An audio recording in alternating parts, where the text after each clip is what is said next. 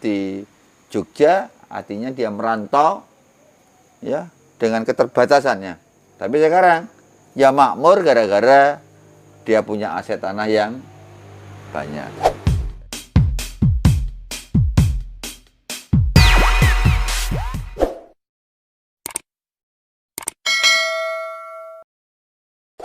Sekarang kita bahas yang nomor 4, cara memiliki rumah.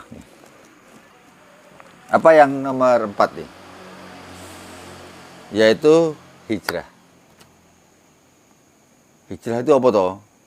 Berpindah dari keterdesakan, dari susahnya seseorang untuk pindah suatu tempat. Banyak orang mengartikan, ada juga mengartikan hijrah itu hijrah, tetapi karena dia bekerja gitu. Tapi yang akan kita bahas di sini, hijrah itu bukan karena kerja, bukan semata tujuan kerja, tetapi hijrah tadi dalam rangka mencari tempat.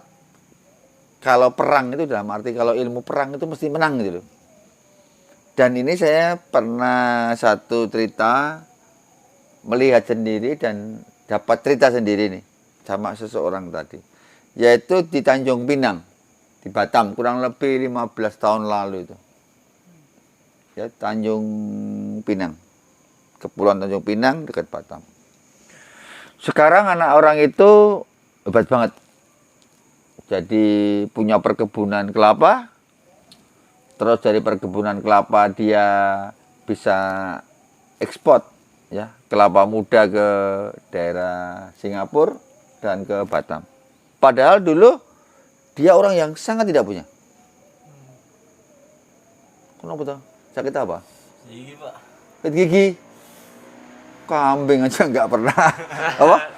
Kambing aja nggak pernah sakit gigi ya? Iya. Wah ya, nggak pernah sikat gigi loh dia. Tapi nggak pernah sikat gigi. Masih jadi kambing aja Faran. Biar nggak sakit gigi ya? Iya. Parah. Maka itu Tanjung Pinang nih. Ini sejarah cerita, bukan dobos, bukan ngarang ini. Saya bercerita saat itu. Pada saat itu kita punya proyek di Batam saat itu dengan Mas Akhil, ya, yang katakan Mas Akhil itu saat itu.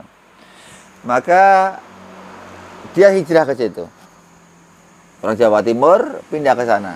Tapi entah nggak ngerti apakah dia tahu ilmu properti apa enggak. Mereka kerjaannya berarti apa, tempatnya masih sepi, masih hutan belantara, ya. Tapi mungkin dia strategis karena pulau itu dekat Singapura, mungkin pikirannya itu. Maka saat itu akhirnya dia menguasai tanah luas dan ditanami pohon kelapa itu. Dulu sangat murah, sangat tidak nggak ada harganya, tapi memang dia cerita kehidupan di awal susahnya setengah mati. Generasi mereka susah, generasi anak mereka masih susah, ya, sampai cukup lama susahnya. Tapi generasi cucu mereka sudah sangat menikmati. Artinya apa? Karena dia bisa menguasai penguasaan lahan yang begitu luasnya. Berarti apa? Begitu luasnya sekarang rame, berarti dia punya aset tanah yang begitu luasnya. Jadi dia kaya, dia hebat bukan karena kerja.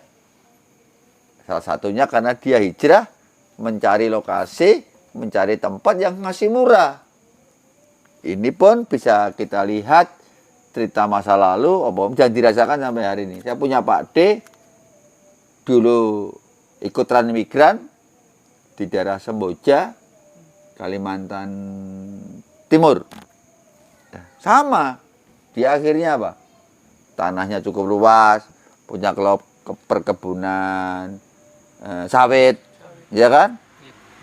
Dan cukup luas. Padahal dulu di Jogja, artinya dia merantau, ya, dengan keterbatasannya. Tapi sekarang ya makmur gara-gara dia punya aset tanah yang banyak. Jadi suatu saat, ini contoh, suatu saat besok pasti di daerah Purwakarta juga ada tanah-tanah yang sangat murah. Daerah situ sekarang daerah mana tuh? Wanayasa, orang itu.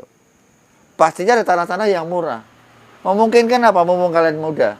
Ya semampu-mampunya untuk beli tanah. Karena punya tanah yang luas atau punya tanah itu bisa kaya tanpa sadar. Itu nomor 4.